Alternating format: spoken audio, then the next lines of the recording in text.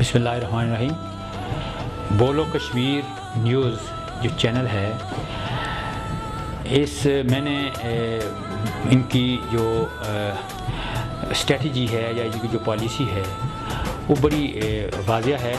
Kashmir issue کو اجاگر کرنے میں ان کا خاص ہاتھ ہے اور بڑی اچھے طریقے سے کشمیر ایشو کو اجاگر کر رہے ہیں۔ اس کے ساتھ ساتھ معاشرتی مسائل اور لوگوں کی جو پرابلمز، جو مشکلات کو وہ بہت اچھے سے طریقے سے اجاگر کر رہے ہیں، اور اس کے ساتھ ساتھ مشکلات کے جو ذمہ داران ہیں، خاص کر جو حکومتی سطح پر لوگ ہیں، ان کی نشاندہی کرنا اور ان کو یہ باور کرانا کہ وہ ان چیزوں کا نوٹس لیں، اور اس کی وجہ سے ان کے اس جہاد کی وجہ سے لوگوں کی مشکلات میں کمی ہونے کے ساتھ ساتھ بہتری آ رہی ہے۔ اور میرے خیال میں یہ جس طرح وہ کہتے ہیں کہ سب سے مشکل جہاد یہی ہے کہ حاکم وقت کے سامنے سچ بات کرنا، تو میرے خیال میں حق اور سچ کی بات کر رہے ہیں اور میرے خیال میں کرتے رہیں گے۔ ہم نے جب بھی ان کو دیکھا ہے، یہ پازیٹیو اسپرٹ کے ساتھ چلے ہیں، پازیٹیو بات کی ہے، معاشرے میں کنٹریبیوٹ کرنے کی بات کی ہے اور صحیح حق ادا یہ کر رہے ہیں۔ یلو